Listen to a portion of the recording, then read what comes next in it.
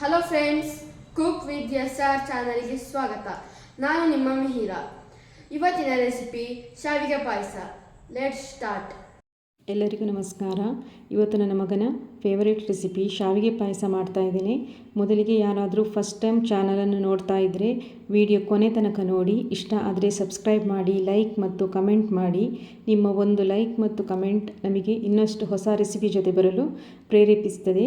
ಈಗ ರೆಸಿಪಿ ಹೇಗೆ ಮಾಡೋದು ಅಂತ ನೋಡುವ. ನಾನು ಇದರ ಜೊತೆಗೆ ಇದನ್ನು ಪರ್ಫೆಕ್ಟಾಗಿ ಮಾಡಲಿಕ್ಕೆ ಒಂದೆರಡು ಟಿಪ್ಸ್ ಕೂಡ ಕೊಡ್ತಾ ಇದ್ದೀನಿ. ಕೊನೆ ತನಕ ನೋಡಿ. ಮೊದಲಿಗೆ ನಾನಿಲ್ಲಿ ನಂದಿನಿ ಫುಲ್ ಫ್ಯಾಟ್ ಮಿಲ್ಕನ್ನು ತಗೊಂಡಿದ್ದೇನೆ. ಇದಕ್ಕೆ 1 ಲೋಟ ನೀರನ್ನು ಸೇರಿಸಿ ಕುದಿಯಲು ಬಿಡಿ. ಹಾಲು ಕುದಿಯೋದ್ರೊಳಗೆ ನಾವು ಡ್ರೈ ಫ್ರೂಟ್ಸ್ ಮತ್ತು ಶಾವಿಗೆಯನ್ನು ಹುರ್ಕೊಂಡು ಇಟ್ಕೊಳ್ಳುವ. ನಾನಿಲ್ಲಿ ಒಂದು ಬಾಣಲಿಯಲ್ಲಿ ಗೋಡಂಬಿಯನ್ನು ತಗೊಂಡು 3 ಚಮಚ ತುಪ್ಪವನ್ನು ಸೇರಿಸಿ ಗೋಡಂಬಿ ಹೊಂಬಣ್ಣ ಬರುವ ತನಕ ಹುರ್ಕೊಂಡಿದ್ದೀನಿ. ನೀವು ಬೇಕಾದರೆ ಬೇರೆ ಡ್ರೈ ಫ್ರೂಟ್ಸು, ಬಾದಾಮಿ, ಪಿಸ್ತಾ ಯಾವುದು ಬೇಕಾದರೂ ಸೇರಿಸ್ಕೊಳ್ಬೋದು.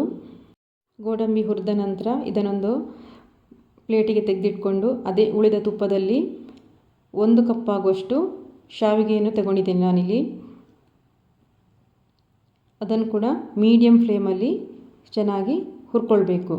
ಶಾವಿಗೆಯನ್ನು ಹುರ್ಕೊಳ್ಳುವಾಗ ಯಾವಾಗಲೂ ಫ್ಲೇಮ್ ಮೀಡಿಯಮ್ ಅಥವಾ ಲೋದಲ್ಲೇ ಇರಬೇಕು, ಇಲ್ಲಾಂದರೆ ಅದು ಸೀದು ಹೋಗ್ತದೆ. ಇದು ಒಂದು ಸ್ವಲ್ಪ ಕೆಂಪಣ್ಣಕ್ಕೆ ತಿರುಗ್ತಾ ಇದೆ ಅಂತ ಹೇಳುವಾಗಲೇ ಫ್ಲೇಮನ್ನು ಆಫ್ ಮಾಡಿ ನಂತರ ಅದನ್ನು ಸ್ವಲ್ಪ ಹೊತ್ತು ಹುರಿಯಿರಿ, ಇಲ್ಲಾಂದರೆ ಕೆಳಗಡೆ ತಳದಲ್ಲಿ ಸೀದು ಹೋಗ್ತದೆ. ನಾನೀಗ ನೋಡಿ ಗ್ಯಾಸನ್ನು ಆಫ್ ಮಾಡಿ ನಂತರ ಸಹ ಹುರಿತಾ ಇದ್ದೇನೆ. ಈಗ ಹಾಲು ಕುದ್ದಿದೆ.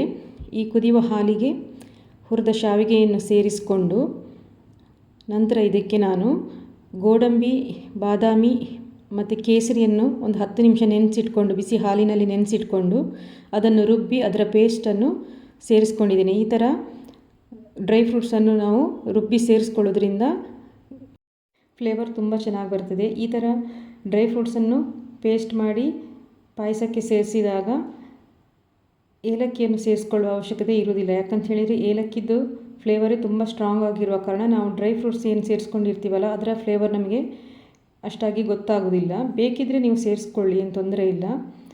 ಶಾವಿಗೆ ಒಂದು 70% ಕುಕ್ ಆದ ನಂತರ ಇದಕ್ಕೆ 1 ಕಪ್ ಆಗುವಷ್ಟು ಸಕ್ಕರೆಯನ್ನು ಸೇರಿಸಿ ಚೆನ್ನಾಗಿ ಕುದಿಯಲು ಬಿಡಿ. ಇದು ಚೆನ್ನಾಗಿ ಕುದ್ದ ನಂತರ ಇದಕ್ಕೆ ಹುರಿದಿಟ್ಟಂತಹ ಡ್ರೈ ಫ್ರೂಟ್ಸನ್ನು ಸೇರಿಸ್ಕೊಳ್ಳಿ. ನಂತರ ಗ್ಯಾಸನ್ನು ಆಫ್ ಮಾಡಿ ಒಂದು 10 ನಿಮಿಷ ಮುಚ್ಚಿಡಿ.